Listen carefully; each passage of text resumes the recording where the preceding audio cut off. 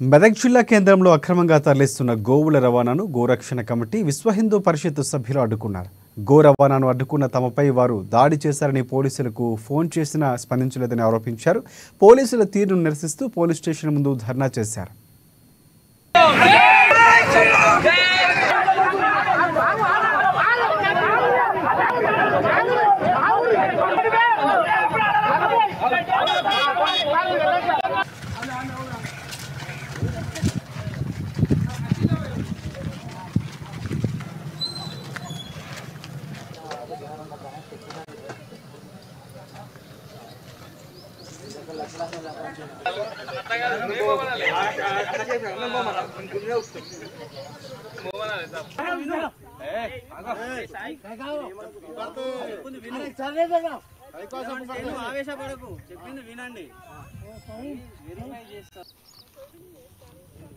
జమ్మికుంట దగ్గర ఒక మదర్సాల ఉంది. మదర్సాల దగ్గర పక్కకి ఒక 40 గోమాతలని మేపడం జరుగుతుంది. ఎందుకు మేపుతున్నారని చెప్పేసి మేము వెళ్ళి అడిగితే మాపై దురుసుగా వ్యవహరించడం చేస్తే మేము పోలీస్ వారికి విజ్ఞప్తి ఫోన్ చేసి చెప్తే పొద్దున 9 గంటల నుంచి ఇప్పుడు సాయంత్రం 5 గంటల వరకు మమ్మల్ని ఇక్కడ ఎండల్లో నిలబెట్టారు. పోలీస్ వాళ్ళ మీదకే వాళ్ళు దురుసుగా మాట్లాడము.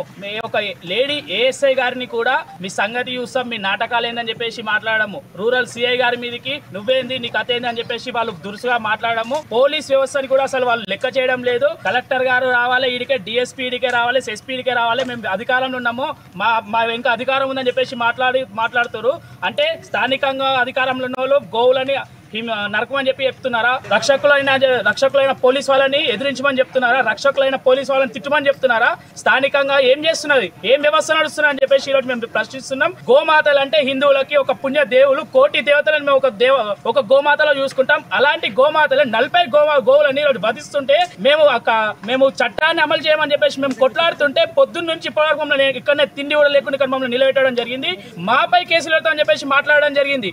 పోలీసులను తిట్టింది వాళ్ళు, గోవులను వధించేది వాళ్ళు, చట్టాన్ని అతిక్రమిస్తుంది వాళ్ళు, కానీ కేసులు మాత్రం మాపై పెడతా అని చెప్పేసి మాట్లాడుతున్నారు. ప్రతి ఆవు కూడా నంబరింగ్ ఉంది, 1, 2, 3 ఇట్లా సీరియల్ నంబర్ ఉంది. 40 ఆవులకు కూడా ముద్రణ ఉంది, రంగుతోని కలర్ వేయడం జరిగింది. కావున మేము వెటర్నరీ డాక్టర్ను కూడా అడగాల్సి వస్తుంది. ప్రతి ఆవును చెక్ చేసిండా లేదా, ఒకటి ఆవును చెక్ చేసిండా లేదా అన్నది కూడా మేము తెలుసుకోవడం జరుగుతుంది. ఆ విషయంలో ఎలాంటి చులకన భావన లేదు. ఆల్రెడీ 40 ఆవులని కూడా స్పష్టంగా వినతి పత్రంలో రాసి ఇవ్వడం అయింది డిఎస్పీ గారు.